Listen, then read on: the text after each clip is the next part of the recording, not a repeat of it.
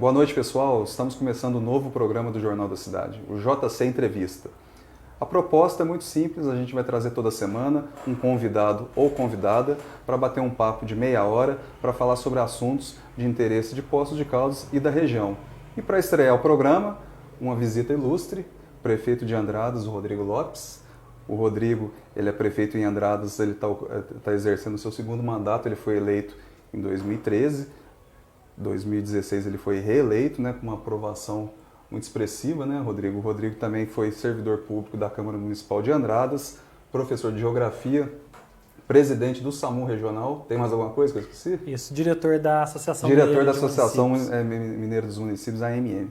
Tudo bem, Rodrigo? Tudo bem, João, boa noite. Boa noite a todos que nos acompanham aí. É uma alegria e uma honra, né, estar inaugurando aí esse programa, o jornal conceituado aqui em Poços de Caldas. E parabéns pela inovação, né? Hoje aí a rede social nos dá essa possibilidade, a internet nos dá essa possibilidade de estar mais próximo da população, né? Falando das informações e principalmente no caso do poder público, né? Que nós somos obrigados a prestar conta dos nossos atos. E é uma oportunidade, agradeço aí de estar aqui falando com a população de toda a nossa região do sul de Minas. É isso aí. Como eu falei, o Rodrigo está exercendo o segundo mandato dele como prefeito e eu acho que o Rodrigo vai confirmar o que eu vou perguntar aqui.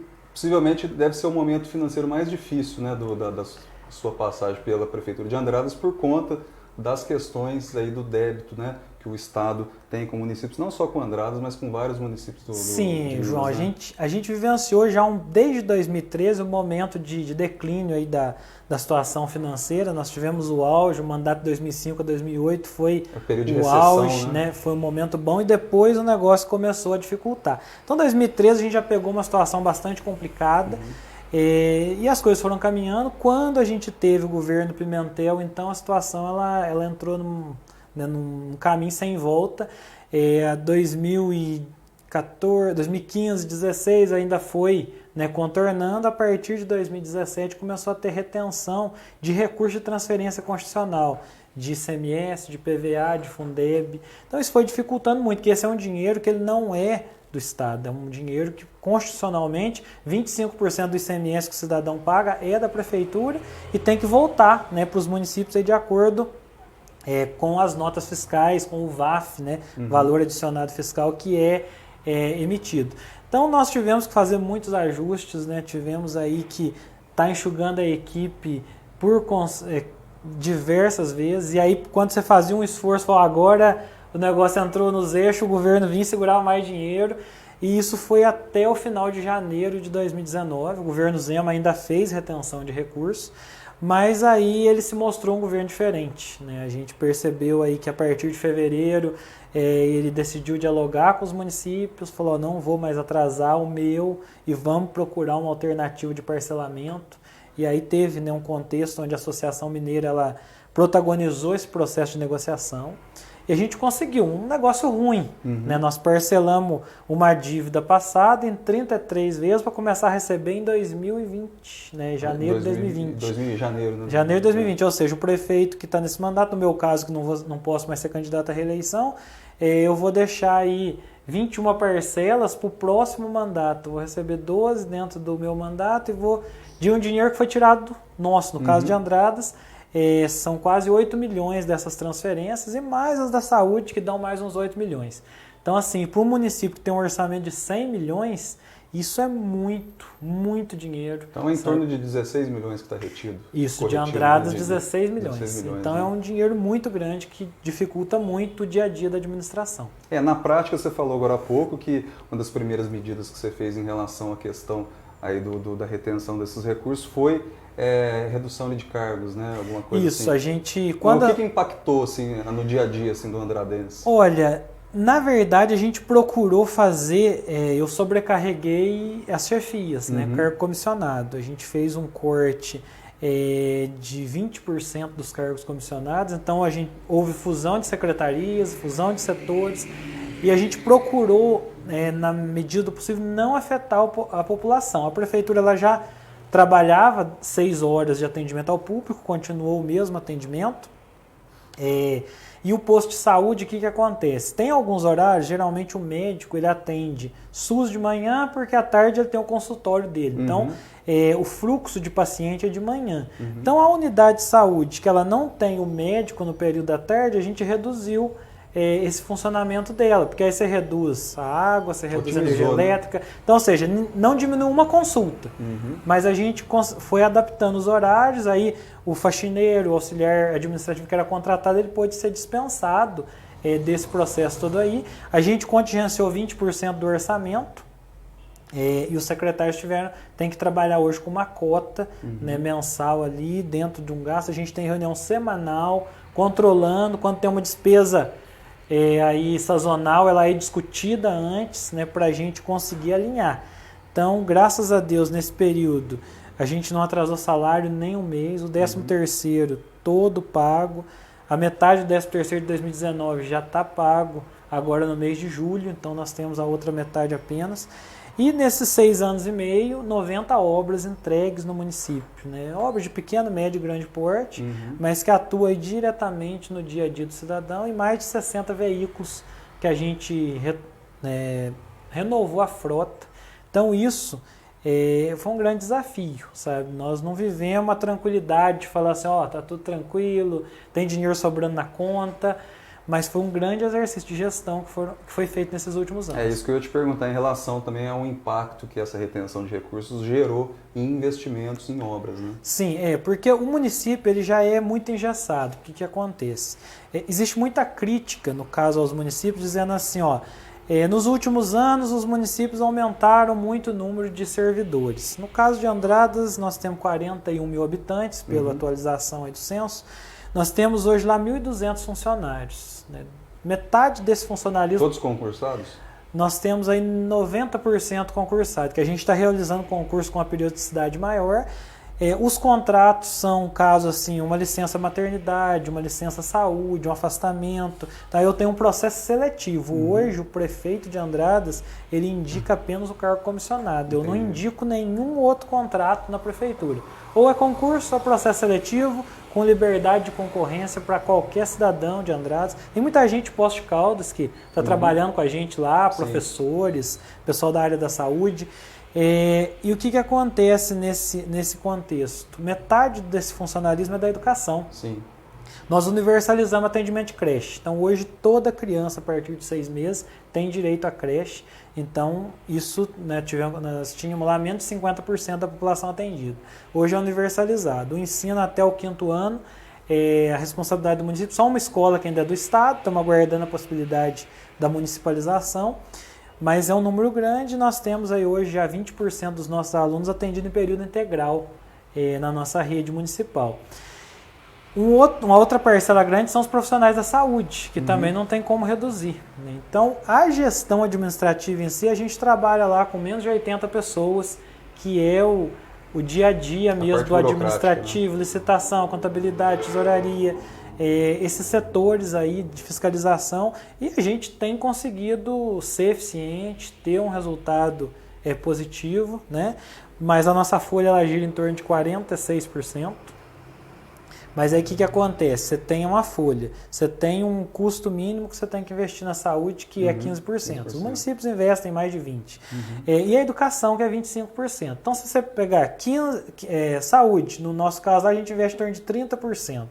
Com mais 25% da educação, já dá 55%. Né? Tem folha da saúde e educação dentro desses valores já. Sim. Mas acaba sobrando aí menos de 5% de investimento, que é a tua capacidade. Então é aí que né, a questão de uma obra, aquisição de um veículo. Então o custo operacional da máquina ele é muito grande. Agora, com 5% de investimento dá para fazer muita coisa, sabe? Dá para fazer muita coisa e dá para ir tornando aí melhor, né, o dia a dia da população. Os números aí que o Rodrigo apresentou são parecidos com o Poços de Caldas. O Poços de Caldas investe 31% do orçamento municipal na saúde e 26%, se eu não me engano, na educação. Mas aqui em Poços, por exemplo, o Rodrigo falou lá dos servidores lá de Andradas, aqui o problema da cidade, por exemplo, Rodrigo, é em relação à folha do servidor, porque são mais de 6 mil servidores, né?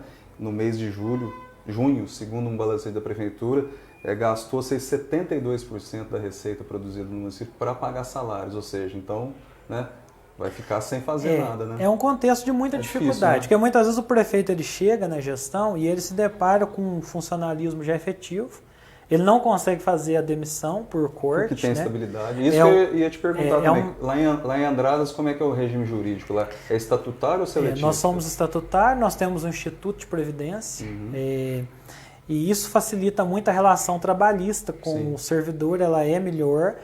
E o que acontece? Quando a gente fala, hoje até o governo Zema está enfrentando essa dificuldade, no seguinte sentido, o Estado está com uma folha de mais de 70%, e ele tem a dificuldade de redução por causa do pessoal efetivo. Né?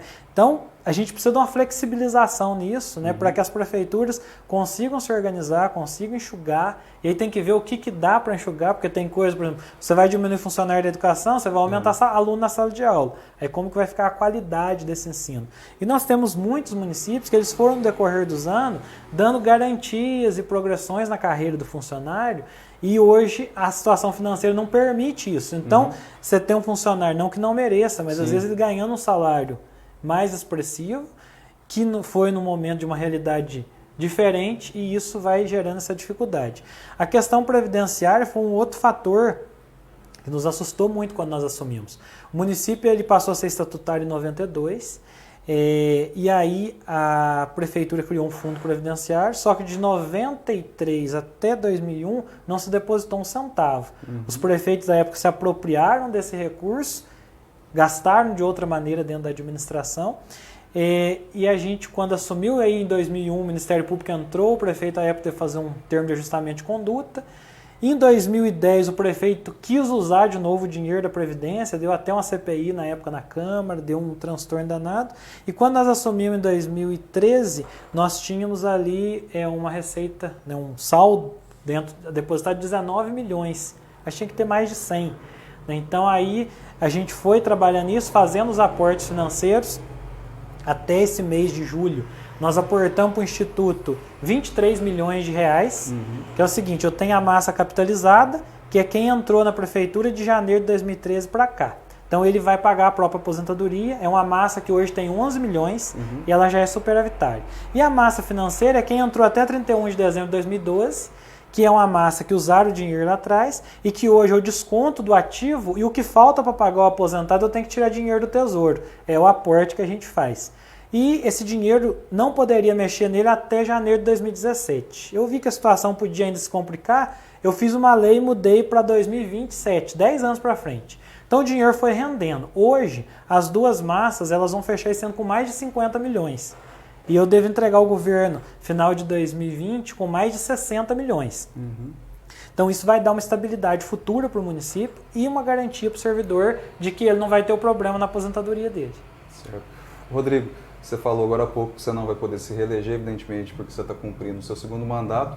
Então a pergunta que eu te faço é a seguinte: como é que vai ser entregue a Prefeitura de Andradas por próximo gestor ou gestora? Olha, o que o próximo prefeito ou prefeita vai encontrar pela frente? Sim, ele vai encontrar lá uma estrutura muito melhor física dos departamentos e dos setores, né, com obras de estrutura importantes. Ele vai criar uma guarda municipal que foi criada dentro da Lei 13.022, dentro de toda uma estrutura, né, com 24 efetivos. Essa guarda não existia antes. Ele vai encontrar um serviço do SAMU sendo prestado, né, todo o atendimento de creche sendo atendido aí, equipamentos, né, a gente tinha lá, quando assumiu, uma patrol, uma retro e 4 caminhões. A gente hoje tem 3 patrol nova, né, 3 motoniveladoras zero que a gente adquiriu nessa gestão, mais 3 retos escavadeiras, mais uma escavadeira giratória, mais 5 caminhões, né, que foram colocados lá. E um equilíbrio, né, como eu falei, um instituto que tinha 19 milhões vai ter 60, né, as contas em dia e uma gestão organizada. Nós conseguimos mudar uma política de assistencialismo para uma política de produtividade, diversas empresas chegando no município. Uma cidade hoje de 41 mil habitantes, nós distribuímos menos de 40 cesta básica por mês para casa social. Né? Tem prefeito que tem orgulho de falar que distribui muito, eu tenho orgulho de falar que distribui pouco. Menos é mais, né? Com certeza, porque eu quero que o meu cidadão ele tenha condição de ter trabalho, né, condição digna de ganhar o sustento, que ele não dependa de uma benemerência de uma cesta básica, né? Isso é indigno, né? E em alguns casos tem que acontecer Sim. numa pessoa que não tem família, que não tem um benefício, que está passando por um momento, né, sério, mas isso jamais pode servir como mecanismo de compra de voto, de assistencialismo, né? Que é o que a gente viu acontecer com o Brasil, que é o que a gente vê acontecendo muitas vezes em diversas cidades, aonde o prefeito, o gestor quer fazer o povo ser dependente dele para ele ter condições de se perpetuar no poder. Isso mesmo. Ô, Rodrigo, outra coisa que eu ia te perguntar, que você citou aí o caso aí da frota, como é que está a relação assim, dos deputados para com Andradas? Eles têm cumprido ali o compromisso que eles fizeram na eleição? Eu vou trazer recursos, vou liberar emendas, como é que está? A gente tem uma relação muito boa. Hoje o deputado Bilac Pinto é um grande parceiro, até se tornou hoje secretário de governo do governador Zema. O senador Rodrigo Pacheco, né, foram duas surpresas importantes que nós tivemos aí. Em 2014, os meus deputados estadual e federal não foram eleitos, eu fiquei sem deputado. O Bilac teve lá em Andradas 59 votos e o Rodrigo teve 27 votos. E aí eu os procurei, falei, não pude os apoiar, mas Andradas precisa de vocês. E eles começaram a investir no município. Então, nesse período, a gente teve destinado para Andradas, principalmente do Bilac e do Rodrigo, mais de 6 milhões de reais em recursos extras, né? Então nós conseguimos lá reformar 5 praças da cidade. Nós estamos com o Pavilhão do Vinho, né, que é um espaço de eventos que está em fase de reforma. Nós estamos trocando o telhado do hospital inteiro, um recurso de mais de 1 milhão de reais. A gente recebeu recurso para custeio, né, de diversas vezes, né, para o hospital, para a secretaria. Conseguimos no ano passado fazer um trabalho através da emenda do deputado Bilac com 500 mil reais, zeramos a fila de catarata que a gente tinha no SUS naquele momento. E os veículos que chegaram, ônibus escolares, máquinas, carros. Então, assim, foram parceiros e eu tive que dar uma resposta nessa eleição com votos para eles, porque antes de ter o voto eles prestaram serviço para a população, né? E a gente fica satisfeito com esse perfil, né? Pessoas que não estão ali com oportunismo somente para pegar o voto, mas estão levando serviço para a população. Aqui em Poços, por exemplo, na eleição de 2018, né? Eu até lembro que o prefeito disse que enviou uma carta para todos os candidatos votados em Poços de Caldas, todos, tanto para federal quanto para estadual, que foram eleitos, né, evidentemente, né? E só um respondeu dizendo que não poderia enviar recursos, né? Então, assim, é importante, né, esse contato direto do gestor com os deputados cobrando, né? Que nem você está dizendo, você foi lá e cobrou. Sim, eu não posso reclamar não, sabe? Sim. Mesmo os deputados que não foram votados em Andradas, o próprio Jorge Hilton, que é um ex-deputado, ele destinou um recurso, né, vultuoso para o nosso município. Pessoas, o Leonardo Quintão, agora o deputado Franco Cartafina, o deputado Emidinho Madeira. Então são pessoas, eu sou muito, João Gabriel, eu sou muito transparente. Sim. Sabe? Meu amigo, eu tenho compromisso com fulano e com fulano. Teu dinheiro é muito bem-vindo para o meu município, né? Mas eu não posso assumir que isso é um compromisso político eleitoral, porque o meu já é com essas pessoas. Mas o povo da minha cidade precisa de você e eles vão saber que foi você que deu o recurso, né? Exatamente. Então eu procuro, né, ter essa relação e eu tenho sido aí bem sucedido nessa relação com o pessoal. A cidade tem recebido muito e a gente tem tido esse apoio aí correspondido pelos nossos representantes. Isso, a gente falou até agora da parte administrativa, burocrática da máquina pública em Andradas. Vamos falar agora de uma outra característica de Andradas que é muito marcante aqui no sul de Minas, que é a indústria e o comércio de Andradas, né? Eu não estou me lembrando agora que de uma cidade no sul de Minas que tenha tantas empresas locais, né, com participação expressiva em diversos setores, né? Então, eu vou citar aqui vinícolas, movelaria, couro, flor, louça sanitária. Eu não me lembro agora de uma cidade aqui no sul de Minas que tem um perfil no comércio e indústria, de indústrias locais, né, de empresas andradenses, no caso, né, que sejam tão expressivas. Né? Com certeza, João. Geralmente o pessoal fala assim, a cidade tem que buscar a sua vocação. Né? E eu falo que nós somos multivocacionados em Andradas. E os empresários, a população de Andradas ela é muito empreendedora. Então nós temos lá hoje, como um dia eu encontrei até com um funcionário do Tribunal de Contas em Brasília, ele falou, como é que é? Andradas tem só vinho? E aí eu fui falando, até outro dia falou, o prefeito ficou meia hora falando para mim de tudo que tinha lá, né? Mas é orgulho, né? Nós temos aí 2 grandes fábricas de louça sanitária que empregam 2.000 pessoas, e Casa e Cooler, né? São empresas importantes.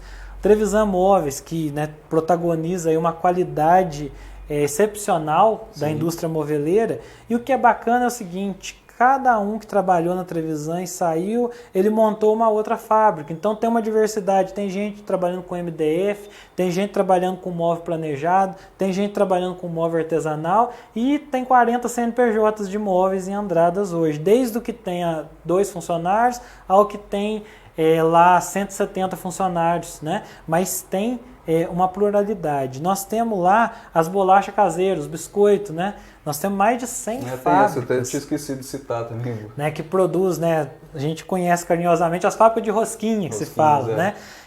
Mas emprega mais de 2.000 pessoas hoje, 10 aqui, 20 ali, 50 ali, e um fluxo muito grande. Aí nós produzimos, eu digo aí, 70%, 80% das flores de Olambra, né, sendo produzidas aqui em Andradas. Então isso nos enche de orgulho. E quanta né? gente vai a Olambra, né? Com Visitar, certeza. trazer flores, Sim, você pode ir em Andradas, que é mais certeza. perto, né? Tá do lado aqui. As confecções, né, embora tenha aí essa questão da China dificultado um pouquinho mais o mercado, mas a gente ainda tem ali a moda de noiva, né, a moda fina, feminina, então a gente tem esse deslocamento.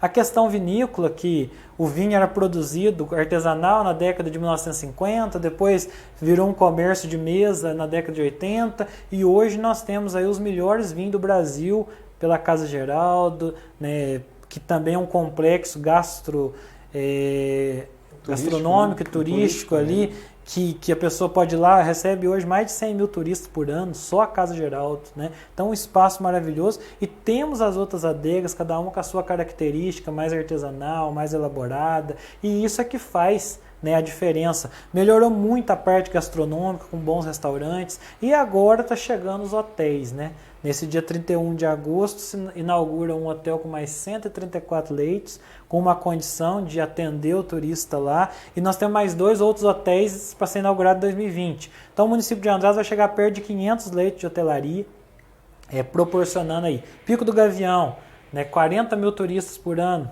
estamos sediando lá o PwC, que é o Internacional de Parapente, né? Então, assim, são questões importantes. De 2013 para cá, a gente tem 4 multinacionais que se instalaram em Andradas. A Cooler, a Ciamp, que é uma empresa do ramo da injeção de plástico, que ela produz os dispositivos da descarga da caixa acoplada, mas também trabalha com embalagens.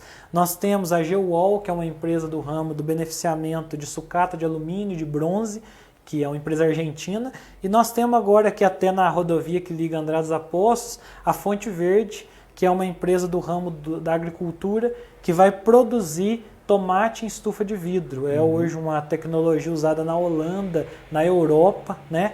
Temos alguma coisa similar em Itabirito, mas é uma estrutura que foi montada para produzir outra, se não me engano, flor, e acabou migrando para o tomate, mas com nível de tecnologia, a Fonte Verde vai ser a primeira do Brasil, investimento de 50 milhões de reais em Andradas, né?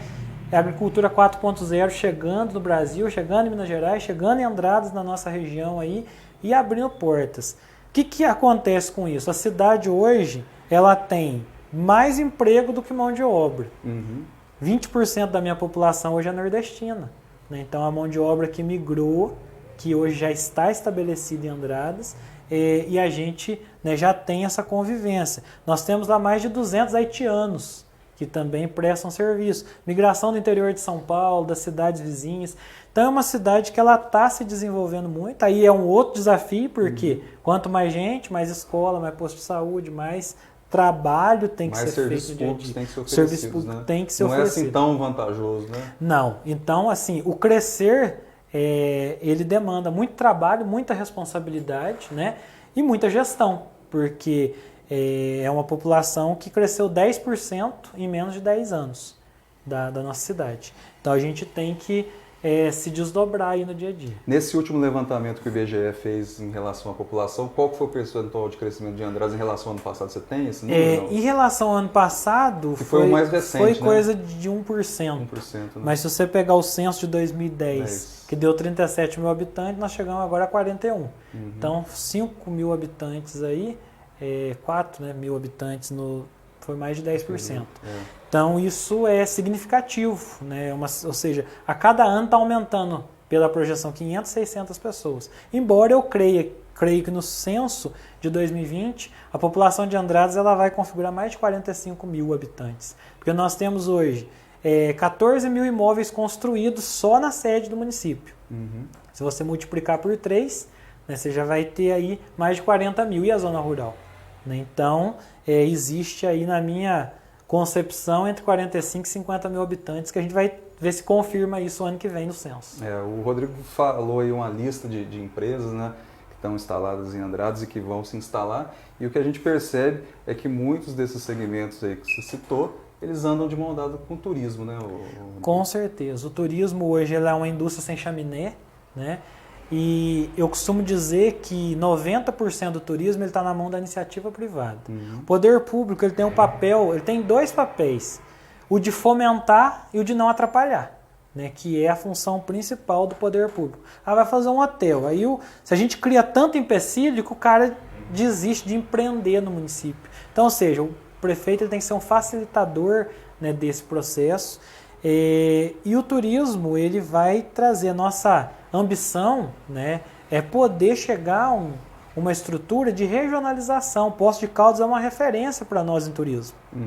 Né? Nós estamos aqui do lado, nós não queremos roubar o turista de Poços de Caldas, mas nós queremos compartilhar esse turista. Ao invés dele vir ficar 2 dias em Poços, por que não ficar uma semana em Andradas e Poços, Ibitura, Santa Rita, né? E na região do interior de São Paulo também? Então isso faz a nossa região ela ser promissora, né? E ela ter, né, essa visibilidade importante. Né? Inclusive Andradas faz parte, né, do circuito turístico Caminhos Gerais. Né? São 11 municípios aí entre Minas Gerais, tem alguns até do estado de São Paulo, acho que se não me engano Águas da Prata, tem mais algum outro ali que também foi Mococa. Já participou, sim. Já participou, né? E tem então essa relação. Agora eu queria te perguntar uma coisa, você falou aí do turismo da iniciativa privada, aqui em Poços, por exemplo, está em discussão a PPP do turismo, né? Ou seja, parceria público-privada para passar a concessão de pontos turísticos aqui importantes da cidade para a iniciativa privada. Lá em Andradas, o Pico do Gavião, ele já tem uma exploração, né? Pelo município ou pela iniciativa privada? Não, ali? O Pico do Gavião ele é um clube particular, né? E ele explora e faz isso muito bem. Né? Como eu falei, a Casa Geraldo é um complexo particular. Então o Pico do Gavião não é... Não, ele não tem nenhuma relação com o poder público. Qual que é o nosso papel? Arrumar estrada para eles, dar o apoio durante os eventos, suporte, né? Com ambulância, quando necessário com transporte. Então a gente procura fazer essa parceria com o clube ou com as empresas que organizam os eventos, né, lá no Pico, e isso tem sido o nosso papel. Eu acredito, João, que quem tem know-how, quem tem recurso, quem, né, tem tempo para se dedicar ao turismo é a iniciativa privada. O poder público ele tem que cuidar de saúde, ele tem que cuidar de educação, ele tem que cuidar das obras e da manutenção da cidade. Né? E nós temos que deixar na mão de quem sabe fazer. O problema é que no Brasil, nos últimos anos, o Estado se meteu a fazer aquilo que é de responsabilidade da iniciativa privada. E aí cria-se as empresas públicas, aí dali vem a corrupção, dali vem toda a aparelhagem que existe hoje no Brasil, e a gente está acordando para isso, parece, sabe? Então, eu acho que é o caminho, e eu tenho certeza que Poços pode ter uma revolução aí na privatização, sim, e como uma, né, possibilidade. Não estou vindo dar pitaco, né, a favor ou contra, mas estou falando de uma visão de futuro, eu creio que seja o caminho, sim. É isso mesmo. A gente está chegando aqui no fim do programa e eu vou fazer uma última pergunta para o Rodrigo, que vai ser a seguinte: considerando 1º de janeiro de 2013, quando você assumiu, até vamos dizer 31 de dezembro do ano que vem, qual foi a sua maior realização como prefeito de Andradas? Olha, uma série... coisa que você orgulha, não, eu estou cumprindo minha função aqui. Sim. Eu falo assim que nós, né, eu diria lá dois fatores, um espaço para a população de convivência, de lazer, que era sonhado há muito tempo, né, para a população, e um outro fator, a guarda municipal, que, né, era algo que dizia que era impossível, e eu falo assim, né, até no dia que a guarda completou 2 anos, eu falei lá, ó, são 90 obras, né, são muitas realizações, são muitas conquistas, mas se eu tivesse conseguido cumprir só a guarda municipal, já teria valido a pena os 8 anos de gestão. E eu ainda tenho esperança de entregar a obra da rodovia do contorno, que o Estado deixou abandonada desde dezembro de 2014, que a gente tem esperança de retomar essa obra e de deixar ela entregue para tirar os caminhões de dentro da cidade. Essa é uma novela antiga, até eu lembro dessa novela. Essa é mais velha do que eu, essa história do contorno de Andradas. Mas eu ainda tenho esperança, né? Com o Bilac lá no governo reacendeu a esperança de ver essa obra concluída, a gente vai lutar. Essa, sem dúvida, seria a minha grande realização, me faria sair muito feliz em 1º de janeiro de 2021. Legal. Gente, muito obrigado pela audiência. Semana que vem a gente está de volta com mais um entrevistado. Até lá.